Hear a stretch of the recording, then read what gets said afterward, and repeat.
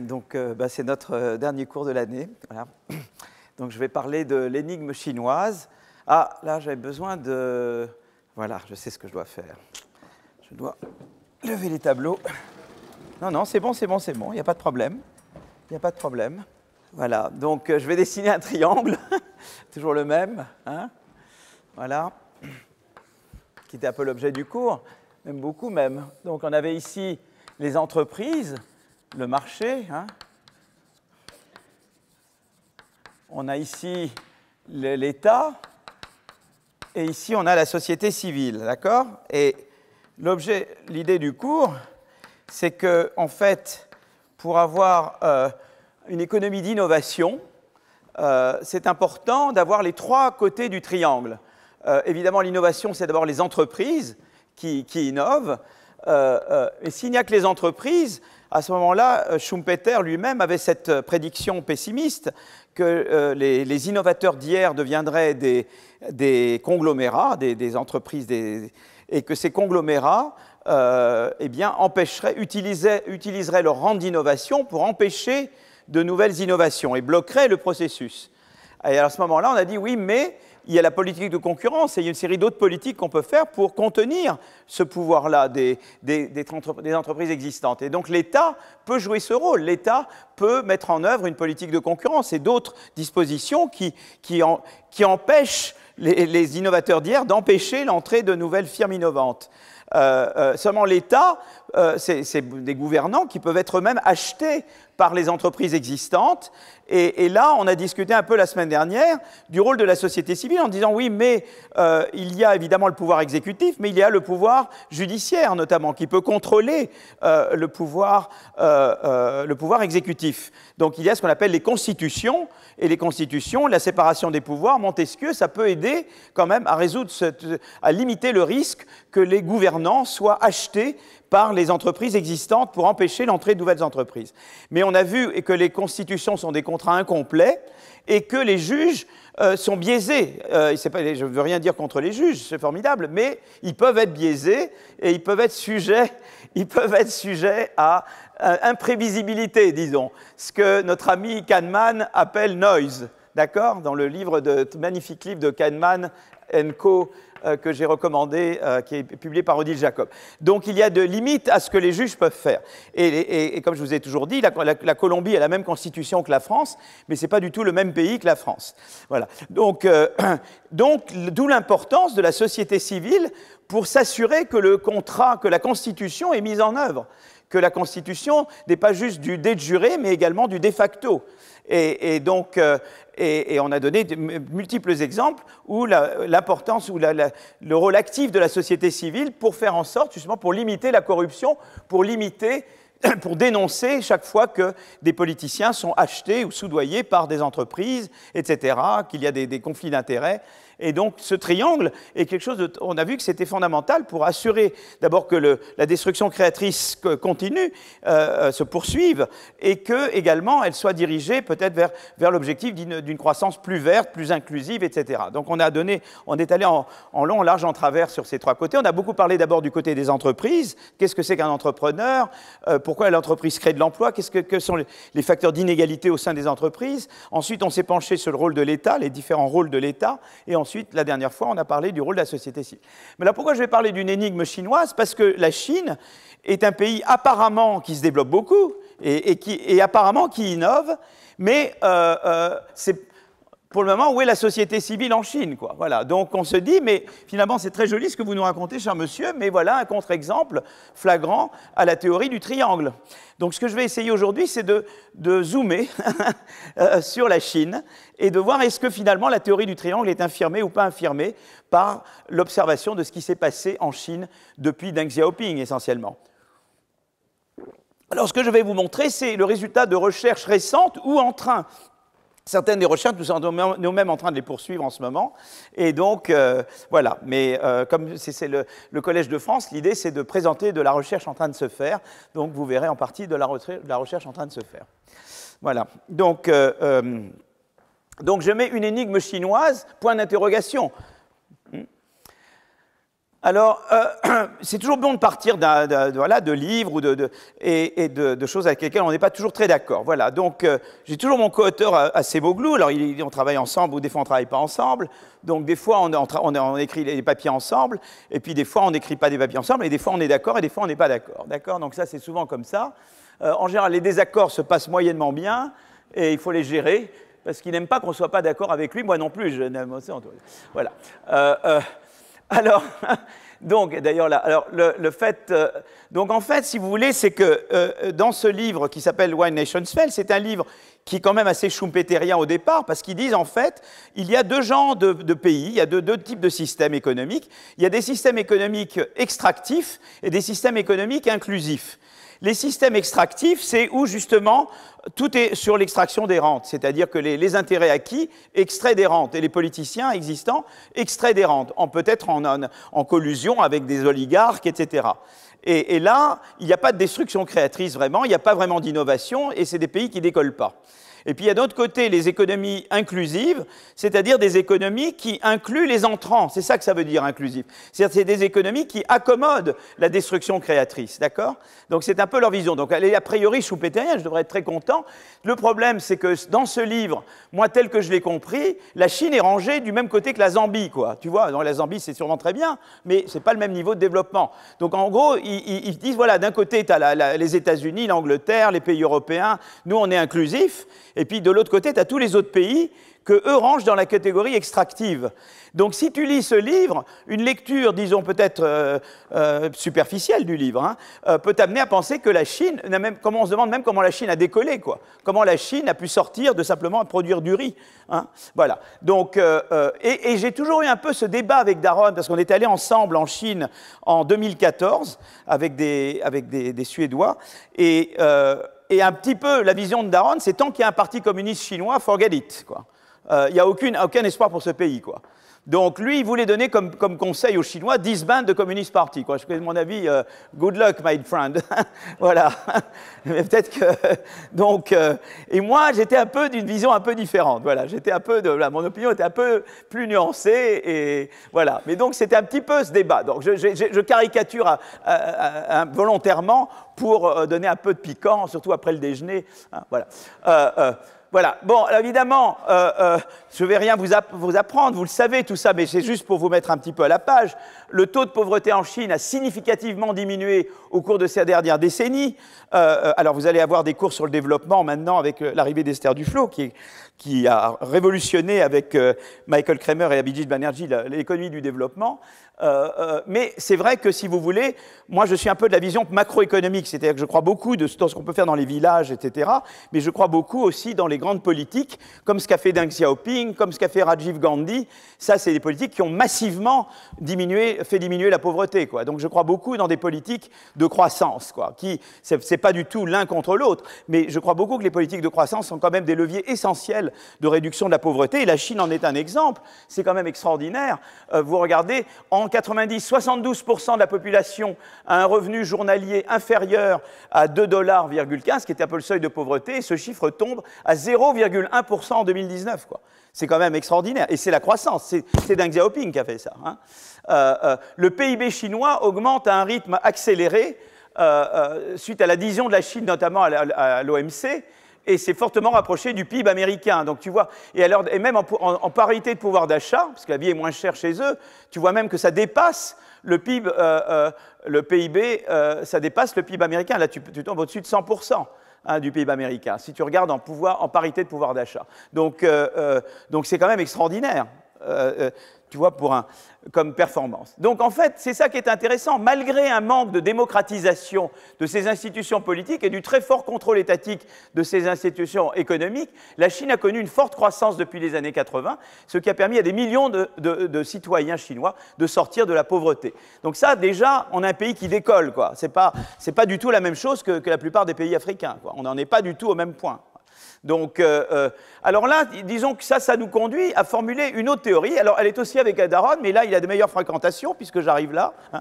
Non, je plaisante. Et donc, avec moi et Zili Botti, là, ça devient plus sérieux. Et tout ça, je plaisante, parce que j'aime beaucoup Jim Robinson. Voilà. Et là, c'est vraiment l'idée qu'il y a deux façons, et ça, je vous l'ai déjà présenté plein de fois, il y a deux façons de faire de la croissance de la productivité. Une manière, c'est d'imiter les technologies frontières, c'est l'imitation, le rattrapage technologique. Et l'autre façon, c'est l'innovation à la frontière, d'accord? Et jusqu'à présent, la croissance chinoise a été largement due au rattrapage technologique, et je vais revenir là-dessus, d'accord? Et donc maintenant, la Chine s'est rapprochée de la frontière technologique, des pays les plus avancés, et maintenant, de plus en plus, ça doit être l'innovation à la frontière qui tire la croissance chinoise. Et il y a évidemment le danger que la Chine n'arrive pas à transiter, j'avais déjà parlé de ça à propos de la Corée, que la Chine n'arrive pas à transiter d'institutions qui étaient bonnes pour le rattrapage à des institutions et des politiques qui sont bonnes pour l'innovation à la frontière, en particulier la concurrence devient très importante. Également la liberté, quand vous êtes, a priori, tu peux penser quand même, quand tu innoves à la frontière, il faut avoir énormément de liberté pour trouver des nouvelles choses, d'accord? Et donc les Chinois eux-mêmes sont conscients, quand vous allez en Chine, ils sont conscients du danger de la middle income trap, c'est-à-dire de tomber dans la trappe de revenus moyens, c'est-à-dire de dire, voilà, j'ai pu aller jusqu'à un certain niveau, mais comme je ne peux pas faire la transition vers une économie d'innovation, eh bien, je tombe dans la middle income trap. C'est intéressant parce qu'ils sont eux-mêmes conscients de ce danger. C'est ça qui est voilà. Donc, à nouveau, mais ce que j'en ai déjà parlé plein de fois, de ce papier que nous avions fait avec Zili Botti et Acemoglu, on a toujours cette idée, bon, c'est la seule équation que je vais montrer, mais c'est simplement l'idée, c'est que tu as deux manières d'avoir de la croissance entre aujourd'hui et demain, la productivité demain et moins la productivité aujourd'hui. Tu peux ou rattraper la frontière, le A bar c'est la frontière, ou tu peux innover sur toi-même, aller de A à gamma A, où gamma est plus grand que 1. Quand tu es très loin, quand A est beaucoup plus petit que A bar, c'est évidemment essentiellement le rattrapage qui va produire de la croissance. Ça, c'est la Chine au début de Deng Xiaoping. Mais quand le A se rapproche du A bar, hein, que la productivité, le PIB par tête chinois se rapproche du PIB par tête américain, eh bien, le levier essentiel de croissance, ça devient l'innovation à la frontière. Or, les institutions qui sont bonnes pour le rattrapage ne sont pas les mêmes que celles qui sont bonnes pour l'innovation à la frontière. Alors, je vais un peu plus détailler. Si tu veux faire de l'innovation frontière, on sait que eh bien, la libéralisation du marché des biens et services, la concurrence, l'entrée, c'est très important. Quand tu fais de l'innovation à la frontière, d'avoir un marché du travail flexible, c'est très important, mais il peut être flexible à la danoise, avec une bonne protection des individus. Hein. C'est important d'avoir des bonnes écoles doctorales quand tu veux faire de l'innovation à la frontière. C'est important d'avoir un système financier qui n'est pas uniquement bancaire, mais avec du financement par action, par capital risque, etc. C'est important d'avoir aussi de la démocratie, parce que l'innovation à la frontière, on ne sait pas trop ce qu'il faut faire, donc il faut laisser les gens très libres de chercher plein de choses et d'essayer plein de choses. Quand tu es en rattrapage, les leviers du rattrapage ne sont pas les mêmes. C'est d'abord les transferts de technologie, notamment à travers les investissements directs étrangers. Là, je l'ai mis en anglais FDI, mais c'est investissement direct étranger. La réallocation des facteurs de production. Tu veux dire, par exemple, je vais de la campagne à la ville, je vais de l'agriculture vers l'industrie et les services, tu vois. Et l'amélioration des méthodes de management, c'est une source très importante d'introduire des méthodes modernes de management. On sait qu'il y a eu des études qui ont regardé les méthodes de management dans différents pays, je l'ai montré dans des cours précédents, et on voit que les pays moins développés ont énormément de progrès à faire pour améliorer leurs méthodes de management. Vous voyez, donc ça c'est... Et là je vais vous montrer des choses que j'ai... Ça je regarde par exemple des pays qui ont des barrières à l'entrée élevées et des pays qui ont des barrières à l'entrée basse. Et je regarde le taux de croissance de différents pays selon à quel point ils sont proches des États-Unis en productivité par tête. Donc plus je vais à droite, plus le pays devient avancé. Mais là, j'ai des pays qui ont des fortes barrières à l'entrée, et là, j'ai des pays qui ont beaucoup plus de concurrence, moins de barrières à l'entrée. Alors, il y a toujours une relation décroissante, parce qu'évidemment, plus je suis loin, plus je peux rattraper, donc plus j'ai de la croissance. Ça, c'est toujours vrai. J'ai toujours, quand j'avais commencé la commission Attali, tu as travaillé sur la commission Attali, avec là que j'ai connu Macron, eh bien, Attali disait la moyenne de la croissance mondiale, c'est 6%, donc la France doit pouvoir croître à 6%. J'ai dit non, Jacques, ça ne marche pas comme ça, parce qu'en fait, il y a la convergence. Et quand la France est déjà trop avancée pour pouvoir avoir une croissance de 6%. Mais déjà, si on a une croissance de 2%, on est déjà très content. Donc ça, c'est normal. Mais vous voyez, ce qui est intéressant, c'est que quand tu es des pays à barrière élevée et que tu es quand même encore proche de la frontière, ton taux de croissance est très bas, tandis qu'il est beaucoup moins bas si tu as des barrières à l'entrée moins fortes. Comment le réinterpréter? Ça veut dire que si j'ai des barrières à l'entrée fortes, moins de concurrence, c'est pas grave pour la croissance si je suis loin de la frontière, mais ça devient un problème si je suis près de la frontière. Tu vois? Voilà. Autre exemple, la corruption, c'est la même chose. Mais la corruption, c'est la même chose que les barrières à l'entrée. Parce qu'en fait, qu'est-ce que c'est que la corruption? C'est des entreprises en place qui corrompent des politiciens pour mettre des barrières à l'entrée et empêcher l'arrivée de concurrents. Et bien, c'est pareil. Si tu es un pays loin de la frontière, ben, corruption, c'est pas tellement, mais quand tu es un pays proche de la frontière, c'est-à-dire vers la droite des graphes, ben, tu vois que la croissance est plus élevée si tu as un degré de corruption faible que si tu as un degré de corruption. Et d'où l'importance de la démocratie. Une des premières choses que fait la démocratie, c'est-à-dire que fait la société civile, c'est de réduire le niveau de corruption. La R&D, quand tu es loin de la frontière, ce n'est pas très grave de ne pas investir en R&D. Mais quand tu es proche de la frontière, c'est important d'investir en R&D. Le problème, c'est aussi de bien investir en R&D. D'accord ? Voilà. Par exemple, on regarde ça aussi entre États américains, quand tu es un État américain loin de la frontière technologique, par exemple aux États-Unis, ce serait le Mississippi, l'Alabama, c'est pas très grave si tu n'as pas une école doctorale ou si tu n'investis pas beaucoup dans le 3e cycle universitaire. Mais si tu es dans un État dont la productivité est proche de la productivité californienne, qui est l'État le plus productif aux États-Unis, eh bien, c'est important d'avoir de bonnes écoles doctorales et de mettre beaucoup d'investissements dans les écoles doctorales. Par exemple, Massachusetts, Connecticut, New York, etc. Pour eux, c'est important d'avoir de l'enseignement doctoral parce qu'ils sont près de la frontière et l'innovation est davantage un levier de croissance. Voyez ? Donc voilà. Alors je pourrais mettre la démocratie. Alors ce qui se passe souvent, c'est qu'on peut représenter de cette manière-là. On peut dire voilà, il y a deux manières. Là, j'ai le PIB, au temps T-1, à quel point je suis près de la frontière, disons, au temps T-1, et ça, c'est à quel point je suis près de la frontière au temps T. En gros, c'est mon PIB par tête au temps T-1, mon PIB par tête au temps T. La Chine, donc au début, cette courbe-là, elle vous dit, pour chaque PIB aujourd'hui, voilà le PIB demain. Et tu vois que la courbe rouge, c'est si tu suis une stratégie de rattrapage, et la courbe verte, c'est si tu suis une stratégie d'innovation. Quand tu es loin de la frontière, tu as plutôt intérêt à être sur le rouge. Et tu vois, la Chine, là, en 90, elle suit une stratégie d'investissement, tu vois, qui n'est pas une stratégie d'innovation à la frontière. C'est ça qui fait que, étant donné le PIB par tête aujourd'hui, tu maximises ton PIB par tête demain. Tu vois, tu vas plus haut là que là. Donc quand tu es au niveau où la Chine était, même Deng Xiaoping encore en dessous, tu as intérêt à mettre toute la gomme sur le rattrapage. Mais à un moment donné, ce qui s'est passé, c'est qu'à un moment donné, ce qui se passe, c'est que cette courbe, cette droite croise celle-ci, et à un moment donné, ça devient, à partir de ce point-là, il faut mettre la gomme sur l'innovation à la frontière. Et la Chine, elle est là, quoi. Elle a passé le stade où elle aurait dû passer vraiment à des stratégies d'innovation, et elle est encore à faire beaucoup de stratégies d'investissement. Et le problème, c'est que si tu tardes trop, tu risques à être bloqué dans une trappe de développement. Voilà. Donc c'est ça l'idée, c'est qu'à un moment donné, tu devrais shifter, et qu'est-ce qui peut faire que tu ne shiftes pas? Eh bien, en Corée, on a vu que c'était les chaebols, les gros conglomérats qui empêchaient la transition nécessaire de la Corée pour passer du rouge au vert. Hein. Au Japon, c'est les keiretsus, qui sont l'équivalent des chaebols, qui sont les conglomérats japonais. Et en Chine, c'est le système politique. Donc voilà, et donc voilà où on en est pour le moment. Donc c'est pour vous donner un petit aperçu de voilà quelle est la théorie que moi. Donc moi, au lieu de dire supprimer le parti chinois, essayez de voir si vous pouvez faire des politiques de concurrence ou des politiques qui donnent une certaine liberté aux chercheurs, même dans le cadre de votre régime, pour essayer d'aller, mettez un peu de société civile en gros, pour aller quand même vers quelque chose d'innovation. Ça ne sera peut-être pas aussi innovant, ou peut-être qu'il y aura beaucoup de... Comme vous avez, peut-être vous ne serez pas aussi efficace pour innover, mais vous mettez tellement de moyens qu'avec les moyens énormes que vous mettez, plus de donner quand même un peu de champ à la société civile, vous pouvez quand même avec ça arriver très loin. Voyez. Donc c'était différent le discours que j'avais par rapport à Daron, qui lui disait « Disband the Communist Party ».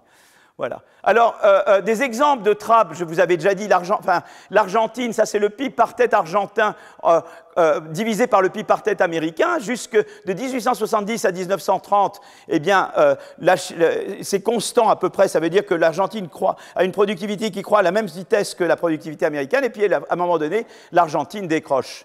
Voilà, parce qu'elle aurait dû faire une transition vers une économie d'innovation qu'elle n'a pas faite. La Corée, je vous en ai déjà parlé, une forte croissance au début, et cette croissance décline parce que la Corée tarde à passer d'une économie de rattrapage à une économie d'innovation. Donc c'est toujours pour vous remettre des choses en mémoire que vous avez. Maintenant, je viens vraiment à la Chine. Donc maintenant, essayons d'appliquer cette théorie avec Acemoglu et Ziliboty à la Chine. Alors, qu'est-ce que dit Ziliboty? Ça, c'est son adresse présidentielle à la Société européenne d'économie. Pendant au moins 2 décennies après 1978, la Chine a connu une forte croissance par l'imitation et le rattrapage, avec des taux d'investissement très élevés, mais également de fortes barrières à l'entrée et une corruption omniprésente. Les connexions politiques étaient indispensables pour faire fonctionner une entreprise, étaient et demeurent. Hein. Par ailleurs, depuis les années 90, il y a réallocation des facteurs, je vous le montrerai. On passe beaucoup de l'agriculture vers les services et vers l'industrie, mais beaucoup vers les services également. Et il y a une énorme croissance du stock de capital en Chine.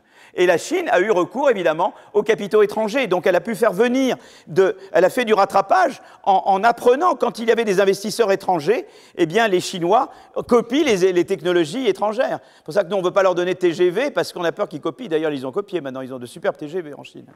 Voilà. Alors regardez la réallocation. Là, vous avez l'agriculture. Vous voyez la part de l'agriculture dans la valeur ajoutée. Vous voyez, regardez, ça baisse. Et les autres sont à peu près constants, mais quand même, vous avez les services qui augmentent. Vous voyez, donc vous avez quand même la réallocation, mais surtout, la baisse est la plus grande pour l'agriculture. Donc ça, c'est la réallocation des facteurs. Les investissements directs étrangers, ils ont beaucoup augmenté. Ça, c'est l'investissement direct étranger en pourcentage du PIB. Donc en fait, en valeur absolue, l'investissement étranger a augmenté. Mais comme le PIB a aussi beaucoup augmenté, en pourcentage, il y a une légère baisse. Mais en fait, avant, c'était très bas. Ça a d'abord beaucoup monté, parce que là, à ce moment-là, le PIB chinois était bas. Et puis maintenant, si ça baisse doucement, c'est parce que le PIB chinois augmente. Ce n'est pas parce que l'investissement étranger diminue. Les dépenses publiques. Alors, la dépense publique a été très importante pour soutenir une stratégie d'investissement. Et là, on voit que la dépense publique, en pourcentage du PIB, augmente. Le stock de capital augmente. Et donc, vous voyez, ils ont fait tout ce qu'on dit qu'il faut faire quand il faut rattraper. D'accord? Et maintenant, on se dit, OK, et alors, OK? La Chine s'est rapprochée de la frontière technologique, elle veut éviter la middle income trap, le peut-elle sans réforme radicale et malgré le raidissement actuel? D'accord? Alors, donc d'accord, l'absence de liberté politique est-elle un frein à la poursuite de l'essor chinois? La Chine est-elle un contre-exemple à la théorie du triangle que j'ai exposée ici? Alors, après tout, on vous dira, mais si, c'est un contre-exemple, parce que regardez, la Chine produit autant, voire davantage d'articles de recherche que les États-Unis. Vous voyez, vous les comptez, d'après la base Scopus, qui est une très bonne base de données sur les articles scientifiques internationaux. La Chine produit presque autant de brevets que les États-Unis. Voilà, et elle est présente dans les technologies de pointe, par exemple dans la 5G. Donc vous dire, mais voilà, monsieur, voilà, la Chine innove. Donc c'est ça que je vais essayer un peu de démystifier, d'accord? Donc voilà, ça c'est la fin de mon introduction, et voilà le plan du cours. Donc je vais d'abord parler, l'innovation chinoise semble avoir rattrapé celle des États-Unis. Comment expliquer l'essor chinois? Questionner l'essor chinois, d'accord? Donc, regardons quelques données, quelque chose. Voilà. Et là, j'en arrive un petit peu à mes figures. Donc, cette figure-là, elle vous dit que, là, c'est les publications totales par année, telles que ça apparaît dans Scopus. Et vous voyez que la Chine qui est en bleu, eh bien, elle rattrape les États-Unis qui sont là. Vous voyez, alors l'Europe est au-dessus parce qu'on est plus nombreux. Ça, c'est le nombre de publications. Hein. Vous voyez qu'il y a un rattrapage en termes de nombre de publications des États-Unis par la Chine. Maintenant, vous pouvez dire les publications, elle ne va pas grand-chose. Hein. Voilà. Alors, ici, qu'est-ce que je regarde? C'est le nombre de chercheurs enregistrés sur Scopus. Et vous voyez que la Chine rattrape les US et elle dépasse, elle rattrape l'Europe et elle dépasse les États-Unis en termes de nombre de chercheurs. Hein. Voilà, donc les US c'était, l'Europe est là, les US sont là, donc elle dépasse les US et elle rattrape l'Europe en termes de nombre de chercheurs. Celle-ci, c'est le nombre de publications par année dans les 5% les plus cités. Vous voyez, donc là, dans les 5%, la Chine rattrape les États-Unis en termes de nombre de publications par année dans les journaux qui sont parmi les 5% journaux les plus cités. C'est ça que je veux dire, en fait. Vous voyez, donc c'est quand même assez remarquable. Hein. Voilà. On observe ainsi, à travers divers indicateurs, un rattrapage de la recherche académique US par les chercheurs, par la recherche académique chinoise. Alors, qu'en est-il des brevets maintenant? Alors, en matière de brevets, donc en 1994, la Chine rejoint le traité de coopération internationale en matière de brevets, et puis quelle réforme différente, et ça explique en partie le rattrapage majeur en matière de brevets internationaux. Elle arrive à homologuer ces brevets déjà. Alors, voyez, regardez là, vous voyez que ici, le nombre de brevets chinois, US et chinois reconnus par le traité international, vous voyez là, la Chine rattrape les États-Unis en nombre de brevets. C'est quand même étonnant, hein. Là, je regarde avec, c'est des nombres de brevets déposés auprès de la Chinese National Intellectual Property. Et vous voyez, là, la Chine carrément dépasse les États-Unis, mais on pense que là-dedans, il y a beaucoup de brevets pas géniaux, quoi. Enfin, il y en a quelques-uns de pas géniaux. Voilà. Bon, enfin, chacun fera ce qu'il veut, mais bon, il dira ce que... Voilà, alors, après, il y a une série de papiers très récents, vous voyez, 2020, qui vraiment regardent de près la recherche académique chinoise. Et là, ils regardent deux mesures. Une mesure, c'est une mesure de dépendance. La mesure de dépendance, c'est de dire dans quelle mesure les brevets chinois citent-ils les brevets américains par rapport à la mesure dans laquelle les brevets américains citent les brevets chinois. D'accord? Donc, je serais très dépendant si je cite beaucoup plus, moi, chinois, les États-Unis, que les États-Unis me citent, quoi. D'accord? Un autre, c'est le découplage. Dans quelle mesure la Chine cite, les Chinois citent des brevets américains et les Américains citent des brevets chinois, plutôt que les deux citant des brevets d'ailleurs. Vous voyez? Voilà. Et en fait, les deux mesures baissent au cours du temps. Il y a la baisse de la dépendance signifie que la Chine s'est dotée de capacités scientifiques, la rendant plus forte scientifiquement. Et la diminution des découplages signifie que la Chine se place désormais dans le mainstream de la recherche scientifique. Et vous voyez les deux mesures, la dépendance, c'est la courbe rouge, et le decoupling, c'est la courbe bleue. Et vous voyez, les deux courbes baissent quand même depuis en ce moment. Vous voyez, donc il y a vraiment baisse de la dépendance. Donc d'abord là, c'est beaucoup moins vrai que les Chinois. La dépendance, c'était dans quelle mesure les Chinois citaient les Américains plus que les Américains citaient les Chinois, mais ça baisse. Et le decoupling, c'est dans quelle mesure les Américains et les Chinois se citaient mutuellement plutôt que de citer les autres. Ben voilà, en tout cas, voilà, ça baisse également. Alors là, on a d'autres mesures qui vous disent que la Chine se renforce. Le nombre de brevets dans les technologies de l'information. Vous voyez, regardez. Vous voyez, la Chine rattrape les États-Unis. Le nombre de brevets dans l'intelligence artificielle. Alors là, il y a un rattrapage, mais pas complètement. Là, il y a encore du boulot, hein. Voilà, ils rattrapent, mais ils n'y sont pas encore, hein. Voilà. Là, c'est un rattrapage. Donc là, c'est donc ici, c'est les biotech. D'accord? Et vous voyez un rattrapage, mais léger, en fait. C'est-à-dire, enfin, ils ne sont pas encore l'un vers l'autre, quoi. Voilà, là. Quand ça baisse ici, c'est souvent c'est souvent parce qu'il y a des troncations sur les périodes récentes, hein, des citations. C'est pour ça que les courbes descendent. Il faut regarder vraiment quand ça va jusque-là. Et vous voyez que ça, pour les biotech, ce n'est pas encore vraiment. Les technologies médicales, un rattrapage, mais pas vraiment, voilà, incomplet également. Et là, c'est intéressant parce que voilà toute une série de technologies, génome, stockage de l'hydrogène, véhicules autonomes, vision par ordinateur, blockchain, etc. Et vous voyez là, c'est très intéressant parce que ce que vous voyez là, c'est que en fait, la part du Japon, c'est le jaune, et la Chine, c'est le bleu. Et vous voyez que, alors il y a différentes choses qui se passent, mais un des trucs importants, c'est que vous voyez le bleu grandit, et le jaune, enfin le jaune, l'orange baisse, vous voyez. Donc le Japon décline et la Chine monte, quoi. Ça, c'est très très clair, quoi. Le Japon décline et la Chine monte. C'est intéressant. Et alors après, on peut regarder différents secteurs et voir dans quelle mesure la dépendance évolue et le decoupling évolue. Mais surtout, ce qui est intéressant, c'est que le truc important, c'est que la dépendance baisse. Vous voyez par exemple les drones, il y avait une dépendance vraiment réelle, c'est-à-dire que les Chinois citaient plus les Américains que les Américains ne les citaient sur les drones, et maintenant c'est le contraire, quoi. En drone, ils ont la supériorité maintenant. Donc vous voyez, les drones sont passés en dessous de la ligne 0, qui est la ligne de neutralité, quoi. Donc le drone était avant toujours en haut. Là, ils étaient là, et le drone, clac, maintenant, là, les Chinois, ils ont un avantage net dans les drones. Vous voyez, donc c'est intéressant de regarder par technologie ce qui se passe, d'accord? Donc, au total, le rattrapage technologique de la Chine s'observe à la fois dans la production d'articles de recherche et dans la production de brevets. Quelles sont les politiques qui ont favorisé ce rattrapage qui va beaucoup plus loin qu'un juste augmentation de capital et imitation? Donc, comment expliquer l'essor chinois? Alors, d'abord, il y a eu une politique industrielle et de R&D ambitieuse, ce que nous n'avons pas chez nous. Voilà, petite parenthèse. Voilà, enfin, pas assez, disons.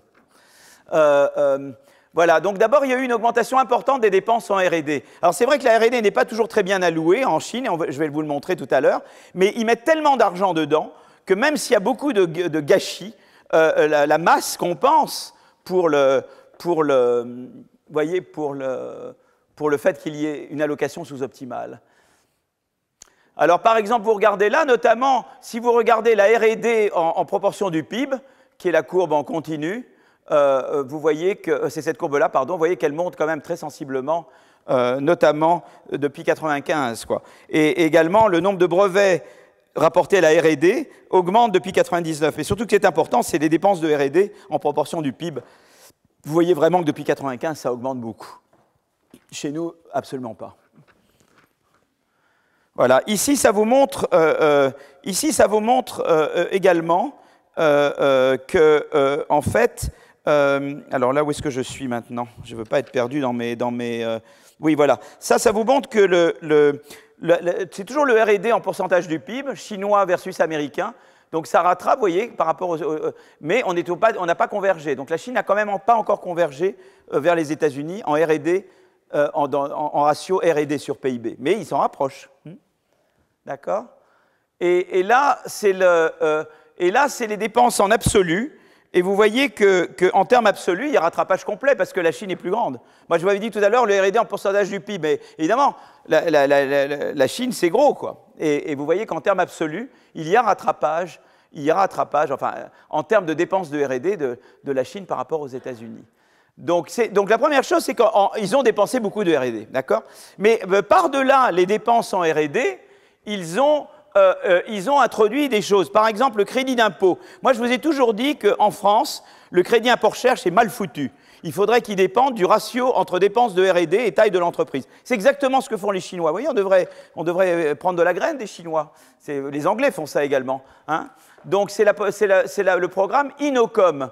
Il est ciblé sur des entreprises de 8 industries identifiées comme secteurs d'avenir et il est conditionné notamment à la part des dépenses en R&D. Donc R&D divisé par la taille de l'entreprise, l'emploi qualifié de l'entreprise, revenus générés par les ventes de produits, services high-tech, nombre de brevets, efficacité du management. Donc ils ont différents critères.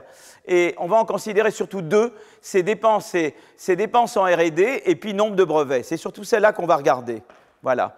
Et donc voilà un premier papier qui teste ça. Donc il regarde ça. Il regarde 7000 entreprises à Shanghai entre 2011 et 2015 qui ont tout juste obtenu le score pour être éligibles, comparé à des entreprises qui sont juste en dessous. Comme ça, parce que il y a toujours le problème des effets de sélection. On veut être certain qu'on ne capture pas le fait que ceux qui obtiennent les bourses sont meilleurs a priori que ceux qui ne les ont pas. Donc je regarde des gens qui sont juste au-dessus du score et je les compare à des gens juste au-dessous du score, d'accord, pour avoir des gens comparables, d'accord, pour avoir un groupe de contrôle qui est comparable au groupe de traitement, d'accord?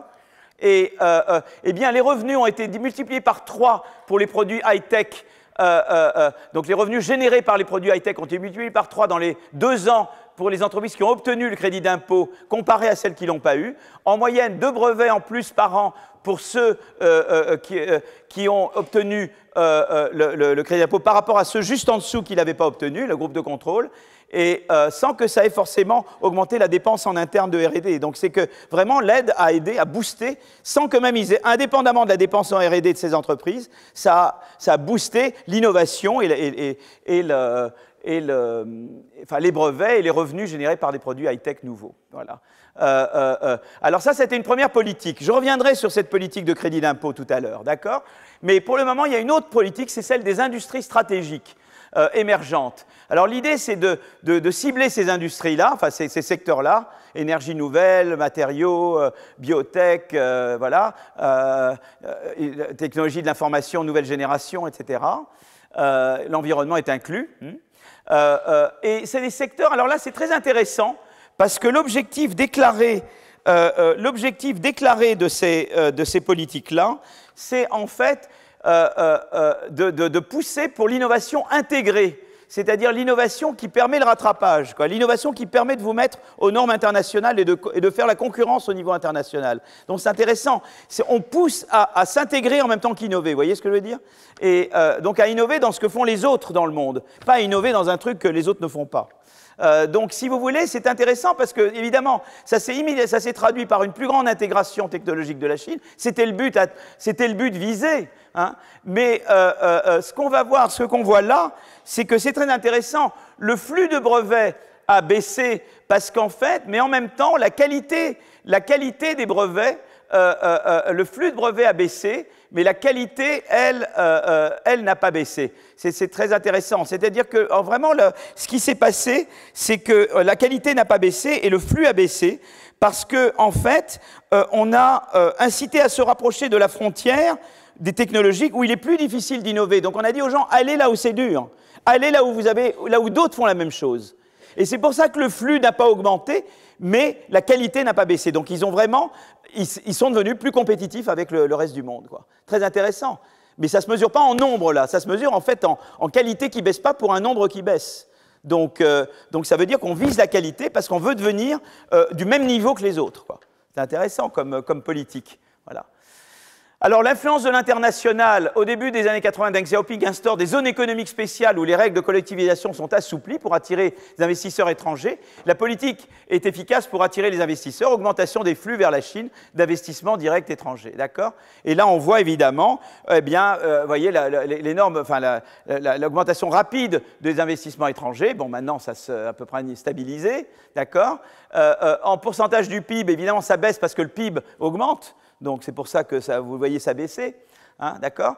Et donc, voilà. Et en fait, on sait que ce qu'on appelle les spillovers, c'est-à-dire les externalités technologiques de ces investissements directs ont été gigantesques. Voilà, maintenant, ils savent faire des trains à grande vitesse eux-mêmes, quoi. Ils n'ont plus besoin de nous, hein, et ça c'est vrai pour toutes les technologies. Donc, en fait, il y a eu des papiers qui ont montré l'ampleur des externalités technologiques sur les firmes chinoises dans les régions où les firmes étrangères se sont établies. Mais elles n'ont été possibles qu'en raison d'un investissement dans la R&D domestique. C'est toujours une chose. Ça a été vrai pour l'innovation verte. Ce qu'on appelait l'innovation verte au début, c'était celle pour réduire les famines. C'est dans les pays où il y avait une R&D locale que les transferts de technologies c'était l'innovation verte, mais c'était l'innovation verte pas au sens environnemental, c'était l'innovation verte au sens de produire des grains, de produire de la nourriture. C'est là où il y avait de la R&D locale que les transferts se faisaient mieux. Et donc c'est ça qui est très intéressant, c'est la synergie entre une R&D, mais c'est une R&D pour bien accommoder l'investissement étranger et pour apprendre vite des investisseurs étrangers. Et ça, les Chinois ont été excellents pour faire ça, quoi.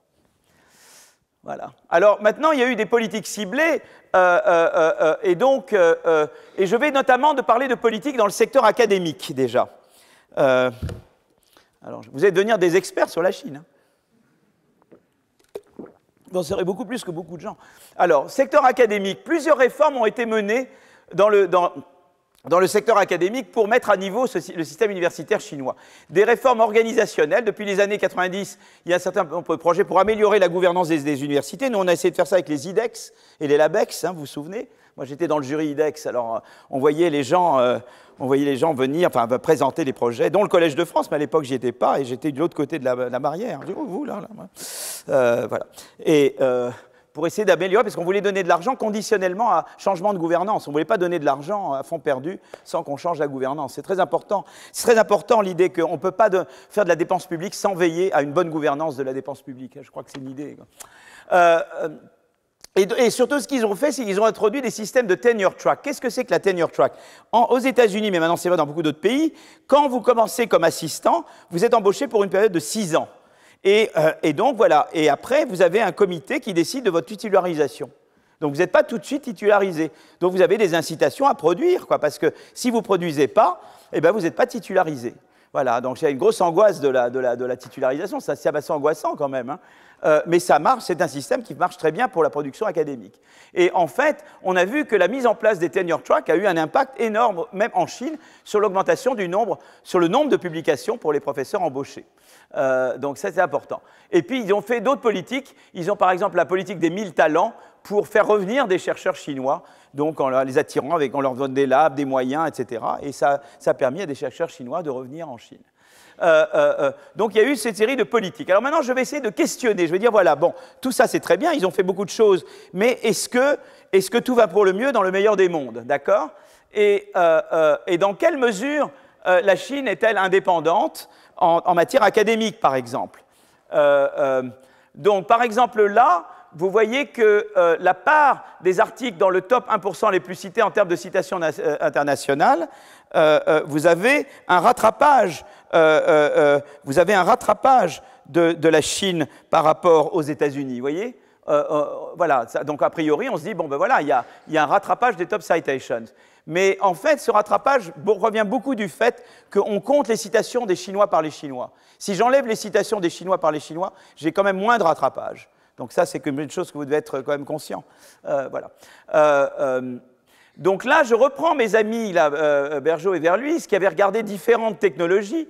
Mais là, ce que je fais, c'est que je ne considère que les brevets internationaux de grande qualité. Et en général, c'est les brevets internationaux qui sont enregistrés dans au moins 2 des 4 offices de brevets que sont l'office de brevet américain, européen, japonais et chinois. Donc on dit il faut que tu en aies au moins 2. Donc les Chinois, ils ne peuvent pas avoir que le chinois. Il faut qu'ils aient au moins le chinois plus US ou européen ou japonais.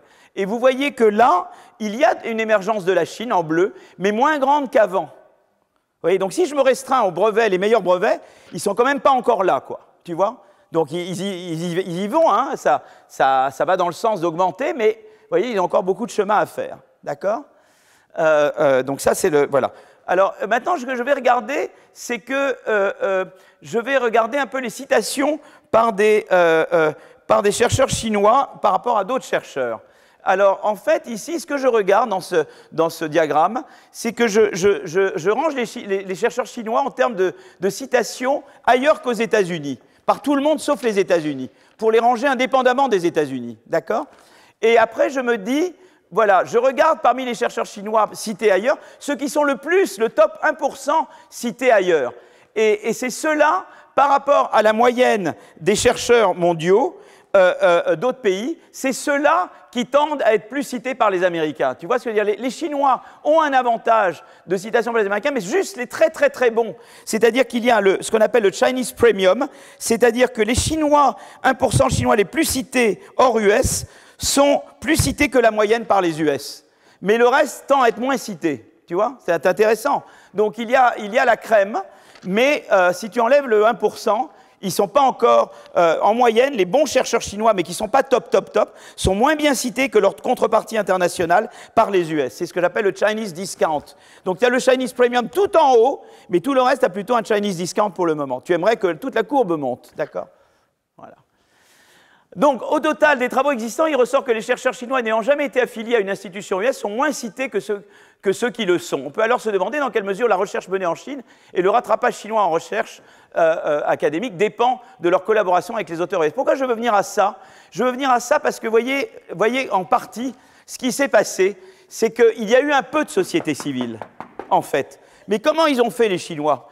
Ils ont dit, écoutez, chez nous, la liberté, il n'y en a pas, mais vous pouvez aller passer un peu de temps aux États-Unis où là, il y en a, quoi. Et vous collaborez avec les co-auteurs américains ou européens, où là, il y a de la liberté. Donc, ils ont permis, et puis au début, ils n'avaient pas le contrôle de l'Internet comme il y a maintenant. Donc, ils ont ouvert les vannes de l'Internet, ils ont ouvert le van et ils ont favorisé des collaborations, des voyages, etc. Et donc, eux n'ont pas la liberté, mais ils ont pu tirer parti de la liberté chez les autres, quoi. Donc, eux, ils ont mis énormément de moyens dans la R&D, ils ont mis le tenure track, ils ont fait des réformes, comme j'ai montré tout à l'heure, crédit d'impôt, et pour le reste, mes cocos, on vous paye des billets d'avion, quoi. D'accord ? Et vous partez aux États-Unis. Là, vous pouvez faire ce que vous voulez, du walk dans les universités, tout, on ne s'inquiète pas, mais évidemment, pas chez nous. D'accord ? Voilà. Donc, alors où j'en suis maintenant dans mes trucs, moi ? Voilà. Alors là, en fait, ce qui s'est passé, c'est que comment je vais pouvoir mettre en évidence cet effet de liberté ? Eh bien, ce qu'on va faire, c'est qu'on va explorer un retour de trucs. Qu'est-ce qui est passé avec Trump ? Mais avant Trump même, les Américains se sont dit « Ouh là là, danger, danger », on va mettre des restrictions, on va d'abord imposer des sanctions aux Chinois et des restrictions en termes de collaboration avec les Chinois.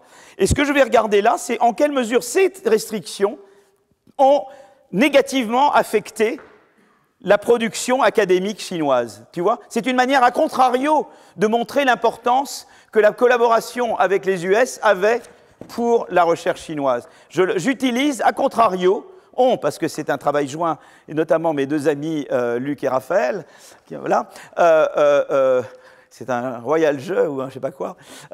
Donc on regarde par contrario en disant, voilà, il y a ces sanctions, qu'est-ce que ça va faire? Et vous voyez qu'on regarde le nombre de classes technologiques affectées à des sanctions, et vous voyez que ça augmente déjà un peu avec Bush, George W., puis après le second terme d'Obama, et Trump à nouveau. Et ça, c'est le nombre que j'appellerais entities, c'est le nombre de chercheurs affectés, quoi, tu vois, et qui augmente également. Voilà, donc on voit bien qu'à petit à petit, les Américains mettent de plus en plus de restrictions, d'accord? Et on exploite ces restrictions. Voilà, c'est ça l'idée de cette... voilà, donc... on regarde maintenant, donc ça c'est basé sur une recherche en cours, et donc il y a eu, en 2018, l'administration Trump a mis en place ce qu'elle appelait la China Initiative, pour limiter la possibilité de collaboration de chercheurs basés aux États-Unis avec des chercheurs chinois. Et on va voir l'impact de ça, d'accord? Donc d'abord, cette courbe-là, elle vous montre, cette figure-là, elle vous montre que la part de la Chine... c'est très intéressant, ça c'est la part de la Chine dans les collaborations des chercheurs US avec des chercheurs étrangers. Et vous voyez que, regardez, ça avait augmenté jusque-là, et après 2018, ça baisse. Vous voyez l'effet de la China Initiative? Il y a retournement de cette courbe. Toutes les autres courbes sont monotones. C'est la part de la Chine dans les collaborations des chercheurs, voyez, et les collaborations US-Chine, vous voyez, ça a augmenté, et là, ça baisse. Et c'est ça que j'explore. C'est ce retournement-là, l'effet de ce retournement-là. D'accord? Là, à nouveau, on le voit. Donc là, on regarde la part des publications de chercheurs chinois avec des co-auteurs US. C'est la courbe orange, alors que la part des publications de chercheurs chinois avec des co-auteurs européens, vous voyez, la part avec les co-auteurs européens, elle augmente toujours de manière monotone, tandis que la part des publications de chercheurs chinois avec des co-auteurs US, elle augmente là, et après 2018, elle baisse. Et j'explore ça, et je vais voir quel est l'effet de ça. Alors évidemment, j'ai peu d'années, donc on a peu d'années pour faire ça. On essaie, vous voyez, de tirer le maximum d'un nombre minimum d'observations, d'accord? Donc, on va regarder, la mesure de productivité qu'on va regarder, c'est sur la base de données dites bibliométriques. Ce projet repose sur l'utilisation de Scopus, une base de données développée par Elsevier, regroupant un grand nombre de publications dans un large spectre de sujets. Scopus permet de retracer l'intégralité de la carrière académique d'un chercheur, notamment ses affiliations et collaborations successives au cours du temps. D'accord ? Donc, pour mettre en évidence un effet causal, eh bien, je vais toujours faire mes diff and diff, c'est-à-dire, je vais dire, voilà, il y a mon groupe, si vous voulez, de traitement, qui sont des chercheurs chinois qui ont des collaborations avec des Américains, et puis mon groupe de contrôle, c'est des chercheurs chinois identiques en tout point de vue, sauf qu'ils ont des collaborations avec des Européens.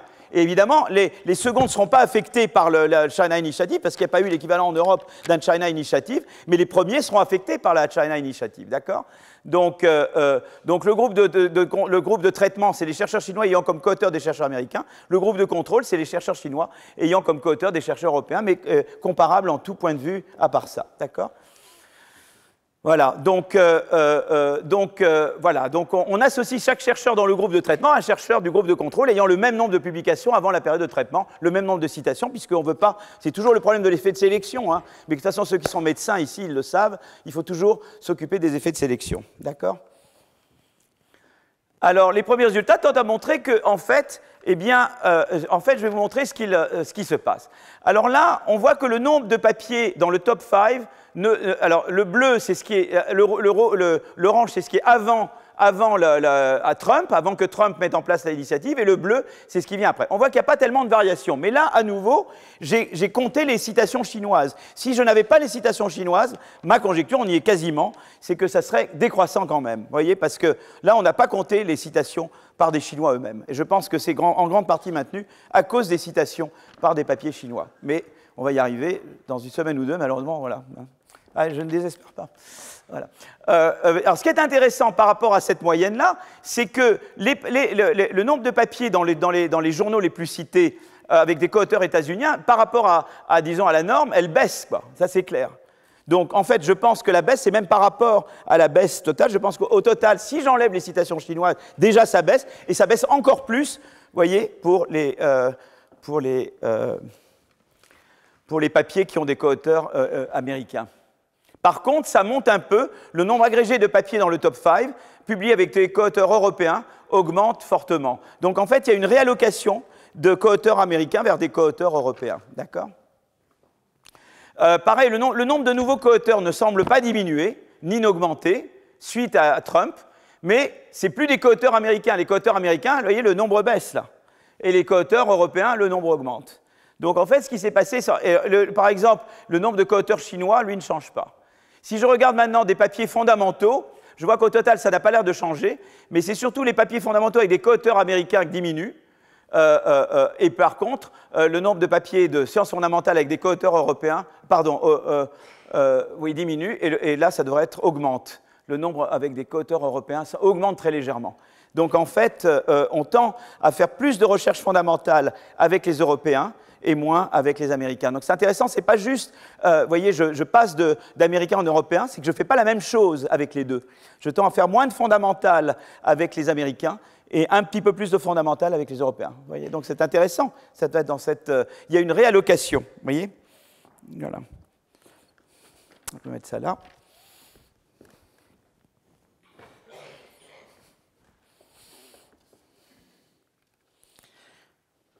Voilà. Alors, en fait, si vous voulez, donc voilà, donc c'est intéressant parce que il y a eu un effet de cette China Initiative, ça a été en fait de pousser les Chinois. Probablement, ils ont fait un peu moins au total, et surtout beaucoup moins que les Américains, et beaucoup plus avec les Européens. Et ce sont davantage, ils ont fait moins de recherche fondamentale avec les Américains, un peu plus de recherche fondamentale avec les Européens. Donc, ça a eu un impact, quoi. Donc, ça veut dire que vraiment, ce qui se passe avec les co-auteurs étrangers, ça a un impact sur la recherche chinoise, à la fois en quantité, en qualité, et en type et en nature de recherche. Alors là, cet article-là se concentre sur la productivité des chercheurs américains en sciences de la vie. Et on regarde, et donc là, on regarde maintenant, on se place du côté US. Donc tout à l'heure, on se plaçait du côté chinois, et on se disait du côté chinois, qu'est-ce qui se passe quand il y a la China Initiative? Maintenant, je me place du côté américain. Qu'est-ce qui se passe quand il y a la China Initiative? D'accord? OK? Et j'ai toujours les chercheurs US ayant collaboré avec des co-auteurs chinois versus des serveurs US identiques en tout respect, mais qui avaient collaboré avec des chercheurs d'autres nationalités que la Chine. Et vous voyez que ce qui est intéressant, c'est que le nombre de citations des scientifiques ayant collaboré avec des Chinois baisse après 2018. C'est intéressant. Donc ça affecte aussi les Américains. Donc quelque part, Trump, en faisant cette mesure, il se tire un peu une balle dans le pied parce qu'il baisse aussi les citations des chercheurs américains. D'accord? Alors maintenant, je vais parler un petit peu des entreprises. D'accord? Donc, voyez, donc déjà, je vous dis que mon triangle, il est quand même pas mal parce que, si vous voulez, il est toujours là parce que, quelque part, un peu, parce qu'il y avait quand même de la libéralisation, mais dès que les Américains ferment les vannes, eh bien, ça marche un peu moins bien quand même. Voyez? Donc voilà, donc l'importance de l'aspect ouverture vers des pays, eux, plus libres. Alors, je vais regarder maintenant un petit peu la croissance des entreprises. Quelles sont les failles de l'économie socialiste de marché? Une grande partie du succès de la Chine est attribuable à la politique de soutien à la recherche et à la R&D privée. Mais l'État n'est pas toujours équipé pour décider de manière efficace. Problème de design des programmes, ce qui, à une échelle quasi continentale, peut engendrer des pertes considérables. Donc, j'avais mentionné tout à l'heure le programme de crédit impôt recherche, d'accord? Et j'avais dit qu'il était conditionnel à plusieurs seuils. Et ce qui est intéressant, c'est que, par exemple, un des seuils, et c'est ce que je voudrais, moi, en France, c'est que ça dépend du ratio entre dépenses de R&D et chiffre d'affaires, taille de l'entreprise, quoi. Ça me ferait beaucoup mieux que le crédit d'impôt recherche qu'on a ici, quoi. C'est complètement politique, le blocage sur le crédit d'impôt recherche. Tout le monde est d'accord que, sur le plan économique, c'est une absurdité, le crédit d'impôt recherche français. C'est uniquement un argument politique. C'est extraordinaire. Là, je me heurte maintenant à une barrière purement politique là-dessus. Il n'y a plus d'arguments. C'est comme ça, quoi. Ça ne changera pas. C'est extraordinaire. Donc là, j'ai le lobbying à mort. Là, c'est vraiment les entreprises en place françaises qui ont fait un lobbying d'enfer sur Bercy. Et nous, la pauvre société civile, on peut arriver avec les meilleurs arguments. Pour le moment, il y a barrière absolue. Alors, donc, ce qui est intéressant, c'est qu'ils ont dit, voilà, Innocom, eh bien, il faut que le ratio dépenses en R&D sur chiffre d'affaires passe un certain seuil. Et ce qu'on s'aperçoit, c'est que beaucoup de gens s'arrangent pour être au seuil, quoi.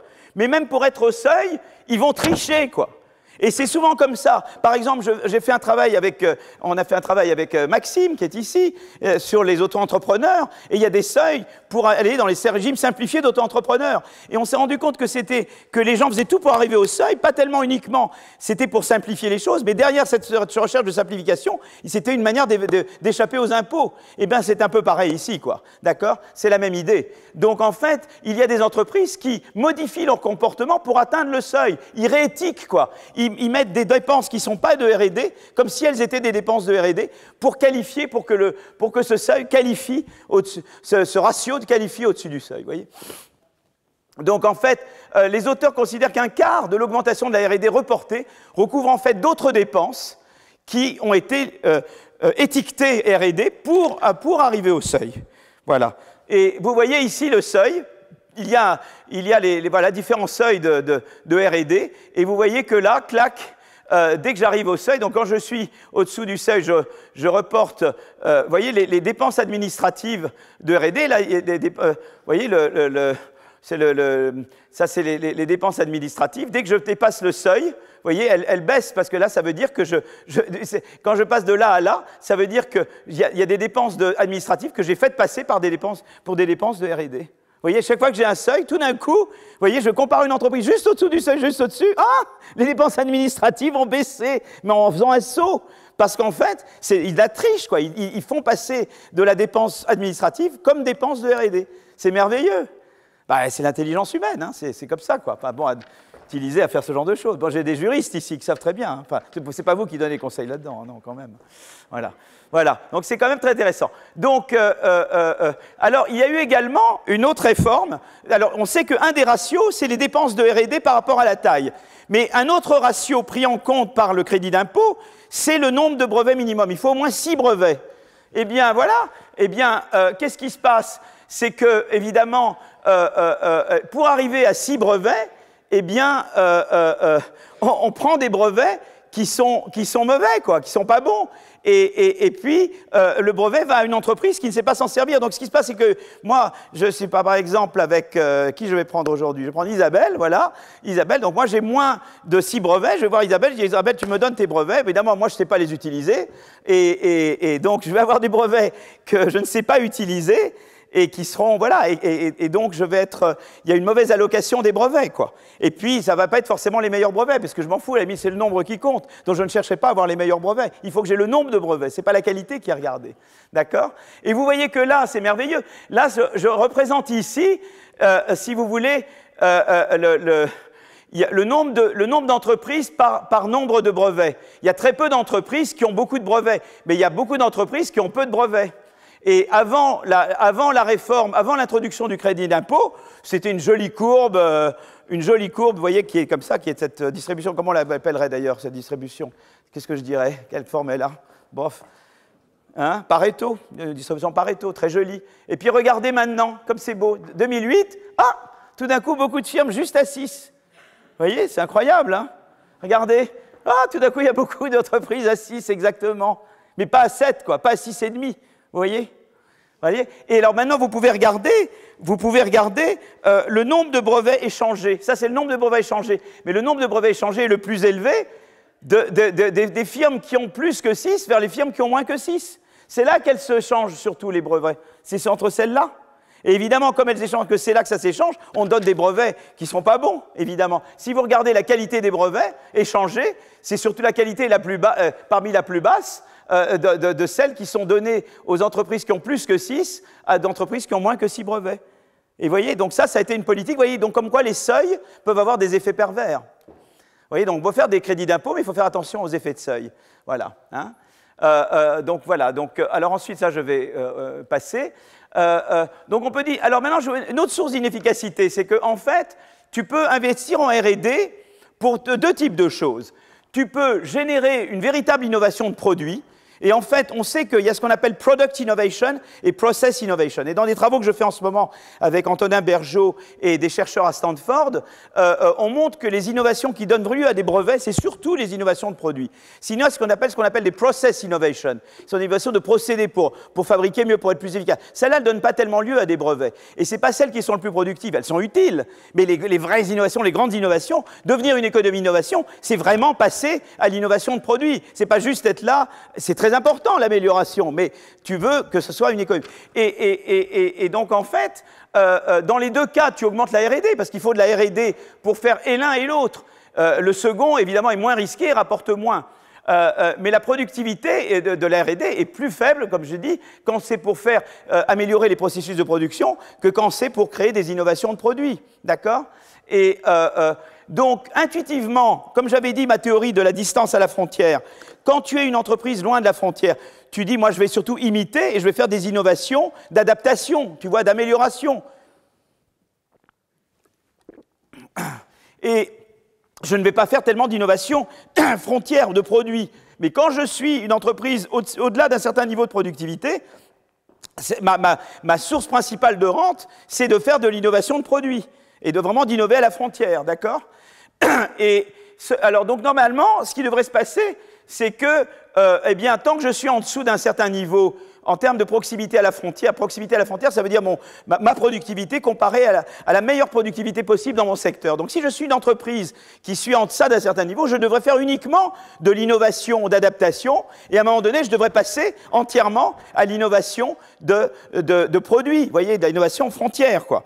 Mais ce qui se passe, si vous voulez, c'est que en fait, ce qui empêche cela de se passer, c'est qu'il peut y avoir ce que j'appelle des frictions économiques. Vous voyez, ce qu'on appelle des wedges en anglais.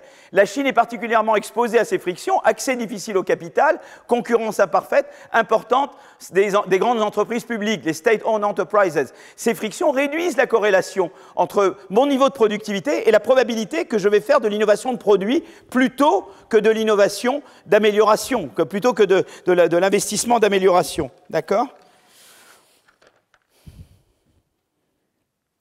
Et vous voyez, regardez ce qui se passe, c'est qu'en fait, par exemple, ce qui va se passer, c'est que... donc là, je suis en train de... Voilà, j'arrive ici. Ce qui va se passer, c'est que... Vous voyez, regardez là. Là, c'est une économie sans friction. Donc, dès que tu es au-dessus d'un niveau, là, tu passes au truc. Mais quand tu as des frictions, ça va être comme ça. Et plus là, tu as des frictions, et là, tu as encore plus de frictions. Et plus tu as des frictions, plus la courbe, elle est horizontale. Tu vois ce que je veux dire? Et en fait, les frictions réduisent la corrélation entre productivité et probabilité d'innover produit. Par exemple, des entreprises très productives, dont la croissance est contrainte par les imperfections de marché de crédit, eh bien, elles seront contraintes, elles ne vont pas pouvoir innover autant. Par contre, les entreprises d'État moins productives que les autres, eh bien, elles sont obligées d'innover par l'État, alors qu'elles ne sont pas très bonnes à innover. Tu vois ce que je veux dire? Et donc, tu vois comment tu passes d'un truc comme ça à un truc comme ça. Et ce qui est intéressant, c'est que, en fait, quand on regarde la croissance de la productivité des entreprises en fonction de est-ce qu'elles sont frontières ou pas, on sait que c'est toujours décroissant parce que quand tu n'es pas frontière, tu peux croître très vite en rattrapant la frontière. Quand tu es proche de la frontière, tu crois moins vite parce que tu es là à innover à la frontière, c'est plus dur. Mais vous voyez que là, je regarde les courbes noires, c'est pour des courbes où il n'y a pas d'investissement en R&D, et les courbes grises, c'est pour les firmes où il y a de l'investissement en R&D. En 2001, avant le crédit d'impôt et tout ça, avant les réformes, bon, c'était vraiment pareil, quoi. Tu investis en R&D ou pas, tu jettes ton argent par les fenêtres parce que tu n'augmentes pas l'efficacité des firmes qui sont proches de la frontière. Tu vois, l'idée de la R&D et de bien de la louer, c'est d'empêcher les firmes d'avoir la croissance de leur productivité tomber aussi vite. Je vous avais montré tout à l'heure, je vous avais dit, barrière à l'entrée, je vous avais dit que ceux qui font de la R&D, plus tu es proche de la frontière, plus la R&D devient importante pour la croissance. Mais c'est vrai pour les entreprises aussi. Seulement si ta R&D est jetée à la poubelle, à utiliser n'importe comment, ta R&D, il n'y a aucune différence entre investir en R&D ou pas. Les deux courbes sont quasiment les mêmes. Alors, ce qui se passe, c'est que, évidemment, entre 2007 et 2012, par rapport à 2001 et 2007, c'est un peu mieux, parce que les entreprises où on met de la R&D en Chine, vous voyez, elles vont quand même croître un peu plus quand elles arrivent proches de la frontière, tu vois, cette courbe grise croise la courbe bleue, mais vous voyez, comparé à Taïwan, par exemple, tu vois, entre 2001 et 2007, je compare maintenant 2001-2007, je compare la Chine, et même je pourrais comparer sur des périodes plus longues, Taïwan, c'est beaucoup plus, vous voyez, Taïwan, eh bien, ceux qui investissent beaucoup plus en R&D, la R&D est tellement efficacement allouée en Taïwan, que là, clac, ça te fait remonter ta croissance, tu vois. Tandis qu'en Chine, ça fait un peu mieux que pas d'R&D, mais pas beaucoup mieux, quoi. Donc si la Chine envahit Taïwan, ils vont passer de là à là, quoi. Voilà, vous avez l'argument massu, je crois que c'est ça que Biden n'a pas expliqué à Xi Jinping. Mon coco, tu fais, là, tu passes de là, tu vas de là à là, machin. Voilà, donc, bon... Très bien. Donc, fondamentalement, les institutions qui permettent la convergence technologique ne sont pas les mêmes que celles qui permettent l'innovation. Pour l'imitation, l'investissement massif tel qu'il a eu lieu en Chine a été très efficace. Il fallait investir pour augmenter le stock et la qualité du capital physique. Il fallait réallouer, il fallait profiter de l'investissement direct étranger, il fallait transférer des technologies, il fallait faire du changement structurel vers les services et l'industrie.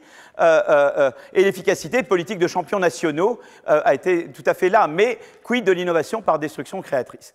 Donc, dans le discours, les dirigeants chinois sont conscients de ce changement. Quand on est allé en 2014, ils disaient, c'est vrai qu'on a un problème de passer à la middle income. Alors eux, ce qu'ils espéraient, c'est que le parti pouvait jouer ce rôle. Tu vois, ils disaient, par exemple, la corruption, oui, d'accord, vous avez la société civile, mais nous, peut-être que le parti peut contrôler le gouvernement, quoi. Et eux pensaient que le parti pouvait jouer ce rôle-là. C'est intéressant de voir. Eux, ils pensaient qu'ils pouvaient arriver. Donc, moi, je parle par rapport à Daron. Daron, il dit, changez votre système politique. Moi, j'ai écouté, faites ce que vous voulez. Mais vous avez besoin de concurrence et vous avez besoin de liberté dans la recherche. Si vous n'avez pas ces éléments-là, vous n'allez pas y arriver. Ah, maintenant, vous pouvez le faire comme vous voulez pour y arriver. Vous voyez, il n'y a peut-être pas une seule façon de produire ces outcomes. Moi, je ne leur dis pas d'emblée comment ils y arrivent. Mais on sait qu'il faut de la concurrence. Ça, on sait que c'est important. Et on sait qu'il faut de la flexibilité, de la concurrence, etc. Maintenant, il y a peut-être différentes façons d'y arriver. Donc, alors, la question maintenant que je me pose, c'est est-ce que le progrès chinois peut se maintenir malgré l'absence de liberté? D'accord? Je vais parler un peu là, des entreprises. Oh là, j'ai peur d'arriver trop vite, moi. Eh ben, je crois que j'ai prévu trop... voilà, j'ai mal calibré. Les auteurs étudient l'influence de l'État sur la performance des entreprises en Chine, ces auteurs-là. Et l'étude se focalise sur les petites entreprises considérées de taille trop faible pour pouvoir développer un réseau politique.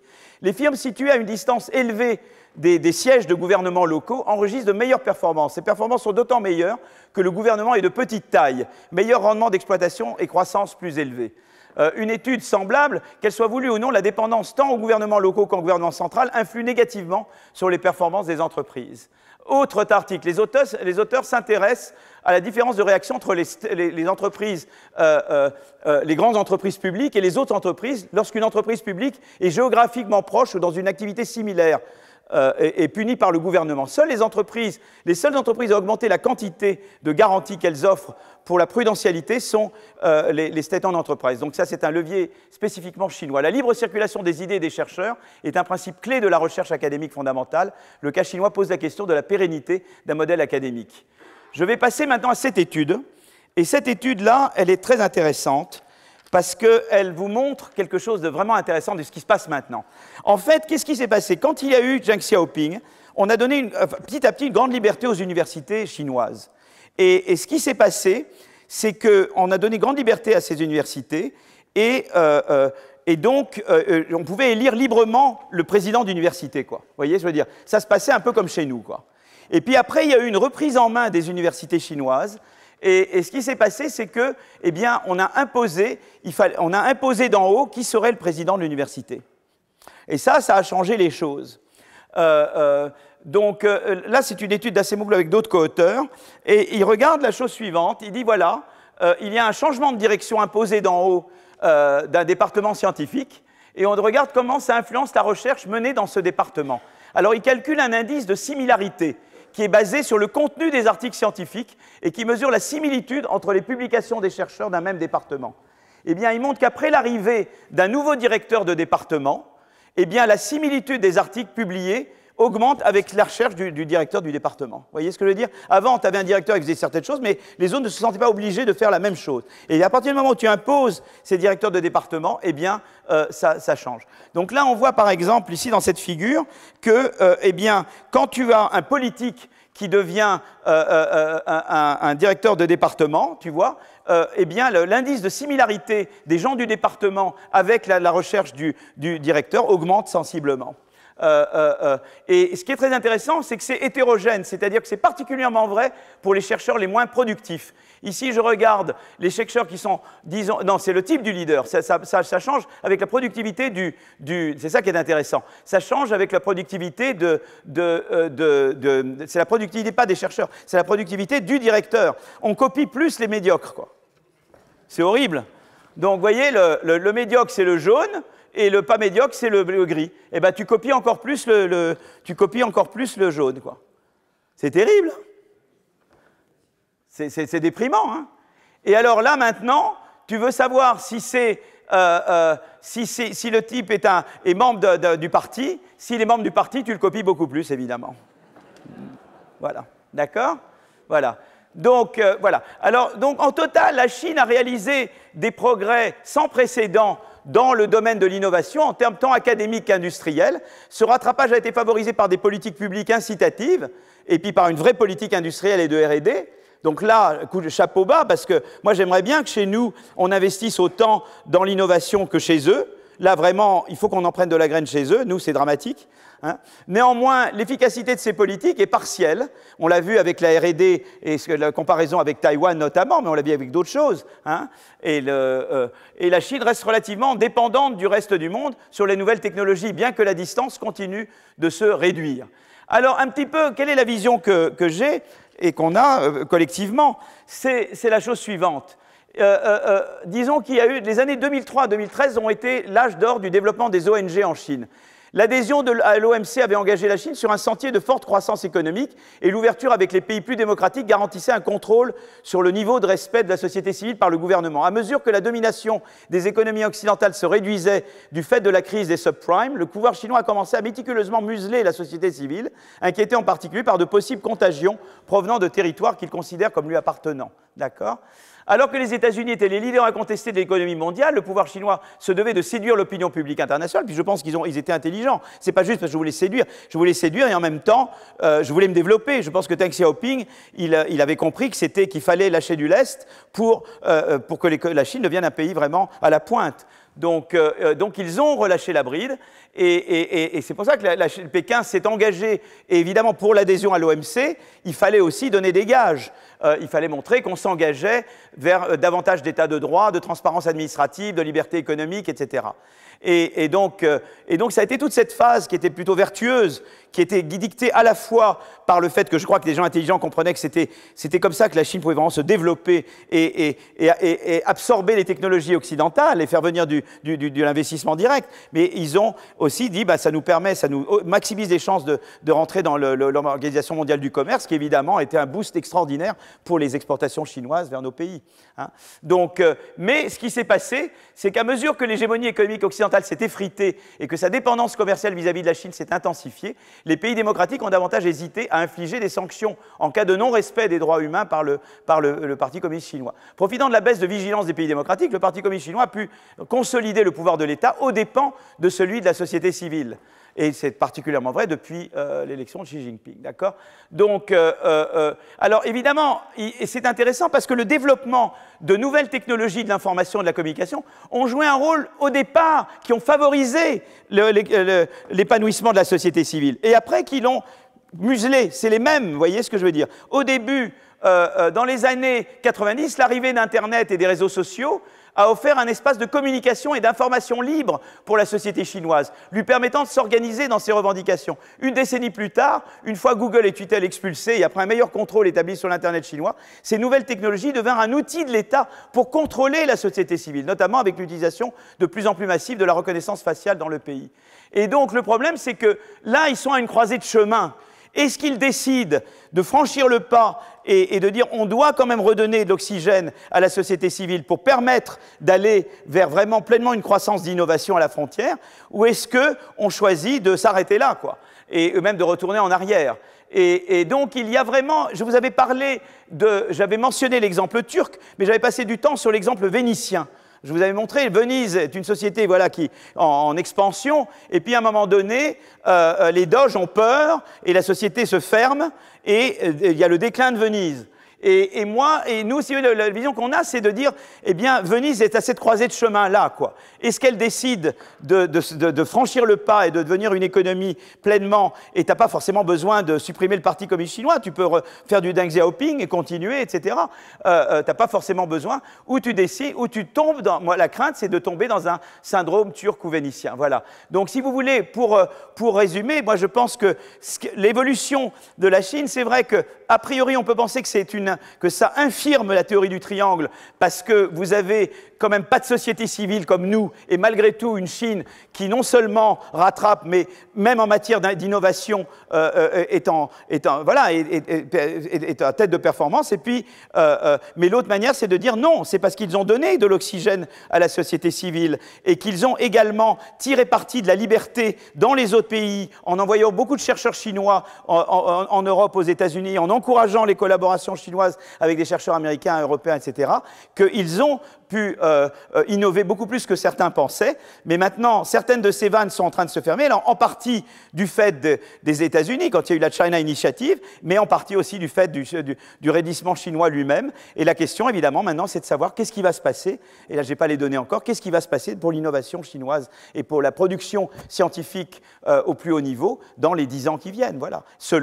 Et si la Chine continue de se fermer, eh bien, moi, ma prédiction, c'est que ça va affecter négativement eh bien, la vitesse de rattrapage en matière d'innovation de papiers scientifiques les plus cités, enfin d'autres indices, disons, de rattrapage en matière d'innovation frontière, et que là, il y a le danger d'une middle income trap devient plus important. Voilà. Mais là, c'est évidemment, il faut attendre, voir ce qui va se passer.